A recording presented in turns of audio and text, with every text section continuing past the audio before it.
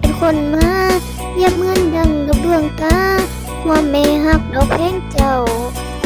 ลูกเอ๋ยเม่นพยายามดอกกินเขาให้ลูกเพลงนั้นกินก่อนลูกกินตอนนอเบิดแล้วแม่กินน้ำก็สร้างมันแม่กินน้ำก็สร้างมัน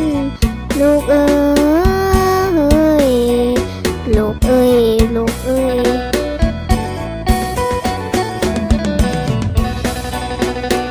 จังว่าแม่ตั้งใจกับลูกลาการศึกษาดอกเรียนทำจบประถมมัธยมจบม.ปลายดอกคักแล้วได้ส่งเข้ามหาลัยคุณงายลูกเอ้ยลูกเอ้ย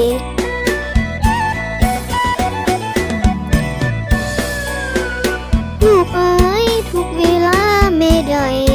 สงสัยลูกเรียนจงตั้งใจภาคเรียนวิชาดอกความหูทุกวันได้แม่กะสูหาเงินคำบ่ได้ยาจะขายผักขายปลาขายเป็ดไก่ขายหน่อไม้แลกเงินไว้ให้ลูกเรียนลูกเอ้ยลูกเอ้ยลูกเอ้ย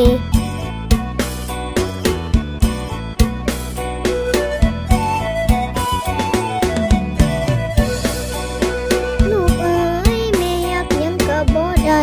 อดให้ลูกน่าจำเป็นจักแม่นกรรมหรือเวรแม่เด้ลูกแก้วได้ยินข่าวแวว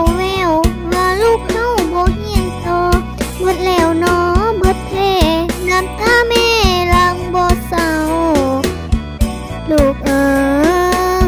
ยลูกเอ้ยลูกเอ้ย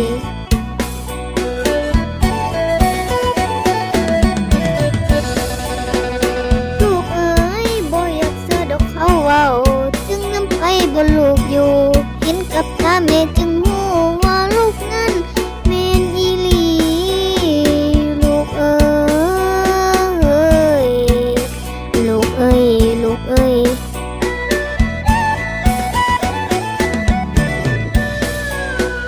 พอรอ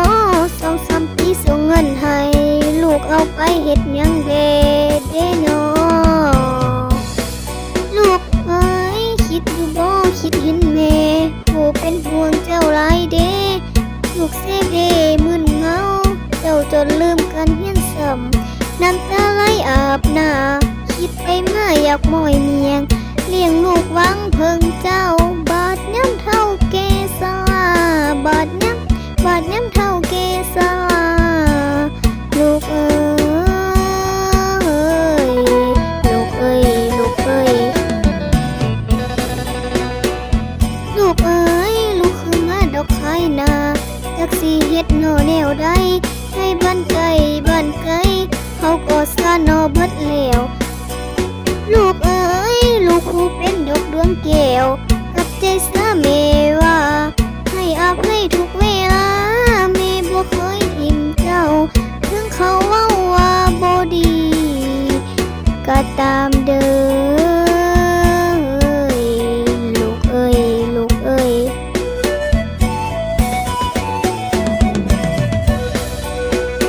จังว่า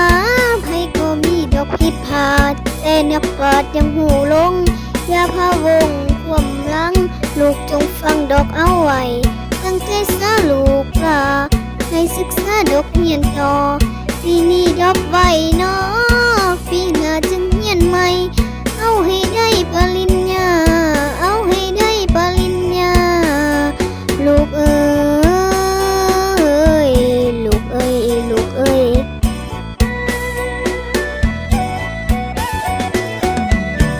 โอ้ยน้อลาทา